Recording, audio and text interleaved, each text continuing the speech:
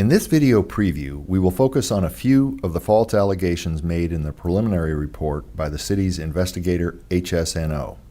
We begin with an allegation made against City of Irvine with respect to the International Design Competition to select the master designer for the Great Park.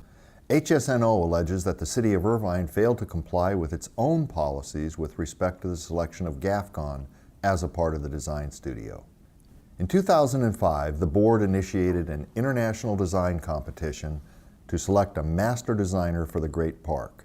Two separate juries of experts reviewed their qualifications.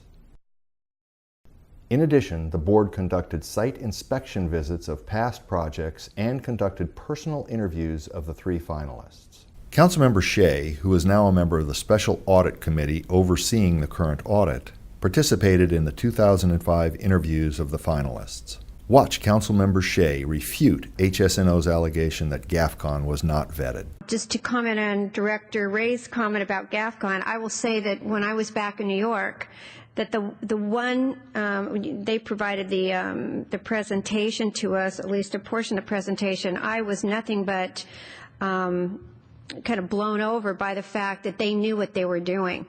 And they really had the history of putting together a budgetary process that made me feel very comfortable. Councilmember Shea refutes the next HSNO allegation as well. In this instance, HSNO asserts that the city should have started the selection process for the master designer all over again for the second phase of the design. Watch Councilmember Shea put this issue to rest. For us to just kind of in a cocoon say, well, we're just going to be voting for $8 million worth of a design contract to one designer, whichever team is going to be receiving it, and then to be implying that at the end of that, we may go out to another designer, we may go out to do something else. And that is not the fact. What we are really deliberating on today is the fact that we're going to be hiring a team from day one, I believe, to the end. And I can't think of one design team that is going to be willing to spend this time and energy and money to put all this effort forward and then walk away. I mean, Michelangelo, what if he was, had asked to build the Sistine Chapel or give the design of the Sistine Chapel, gave it to the popes, and then walked away and had someone else do it? I mean, it's ridiculous. It's completely ridiculous to think that's going to happen here. When it turned out that HSNO's allegations that $38 million of city funds were unaccounted for was completely false, Councilmember Agron asked HSNO if they had asked the city manager where the money went. Did you call the city manager to get an answer to that question? I assumed it was all accounted for. I mean, that never really crossed my mind that it was diverted somewhere.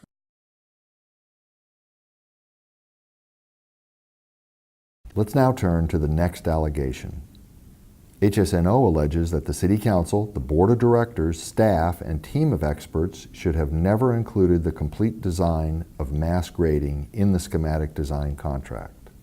First, let's watch Board Member Christina Shea express her position in favor of mass grading.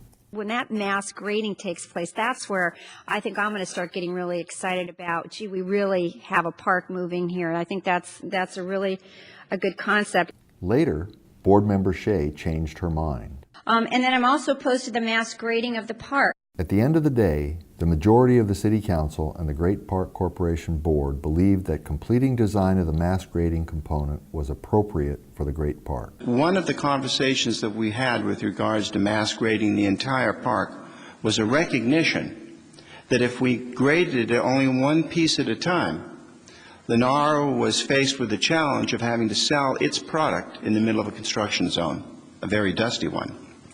And that in turn would have a direct impact on our being able to raise the funds necessary to develop the park. HSNO's next allegation questions the fact that Mr. Urch's timesheets included time entries for certain City Council members and not others. This chart reflects the total number of design studio meetings attended by Great Park board members. The chart reflects that Director Crom, for example, attended 47 meetings and Director Agron attended 206 meetings. Other directors attended only a few meetings. The next board meeting video includes a verbal exchange between Director Agron and Shea relating to their respective knowledge and involvement at the Great Park. For you. Hi, I'm Brendan McDevitt. I work with CEOLZ as a program manager. And giving Who are you? Brendan McDevitt. And what do you do? I'm sorry? Brendan's been with us for more than a year now, serving as program manager. So Brendan has been overseeing the program management effort that has been the cost controls, invoice review. Brendan is working directly with us to close out the schematic design contract, and he will move into a role of owner's representative, again, supervising the program manager. Well, because Gafcon was to do that. You work under Gafcon, is that correct? No, Brendan will supervise Gafcon in its new role as construction manager. I want to be deferential to Director Crom and others. Can we get the question quickly answered? This is why, frankly, it's very helpful if every board member actually is briefed by the people who are talking to us today, and we don't have to kind of embarrass ourselves with having a lot of questions about who's who when they work for us every day and are part of the briefings. Well, excuse me, Mr. Chairman, I'm not over there every day. I have 3 jobs. I know you're there almost every day, but it would be nice to have an update. I'm sorry. I just want to know who you are, and it would take 2 seconds to explain it. So I go don't ahead want to and be take the criticized 2 for trying to seconds figure to out explain who it, please. I'm talking to. That's all. I'd just like to Mr. have an update. Elzey, Actually, Brendan, we've met please take the 2 seconds to explain it. Director Shea, we've met a few times at the previous briefings. And, No, I know we've met. I just didn't know. maybe it's the role. suit. I don't know. Having attended only one meeting, the video reflects Mrs. Shea's lack of participation. The design studio's work won many accolades and awards. Watch what the City Council and Board said about the design studio's work. When you talk about the unveiling of the comprehensive park design, it is a culmination of many historic milestones. Mr. Smith, you have done a fabulous job showing your ability, your creativity. I think it's certainly apparent to me, as I suspect it's apparent to all, this is not your grandmother's park. You know, no guts, no glory. And I think we're headed for glory with this project. I think our design team is stellar. I'm very pleased with all your concepts, ideas, your creativity. I mean, the design itself of the park that you've put together looks marvelous. I mean, it has kind of this rolling softness and gentle peace. The preliminary audit primarily focuses on the design phase of the Great Park, which represented only about 25% of the total monies spent on the project. The HSNO report virtually ignores the remainder of the $150 million in spending, as well as the highly accomplished and respected contractors who were in charge of the project during its construction. Who was the company in charge of the project during the design phase? Let's watch a 2006 Great Park Corporation board meeting to find out the answer. At some point in time, we will be announcing to the world that Phase 1 will consist of this, and this. It will cost X dollars, and it will be done on Y date.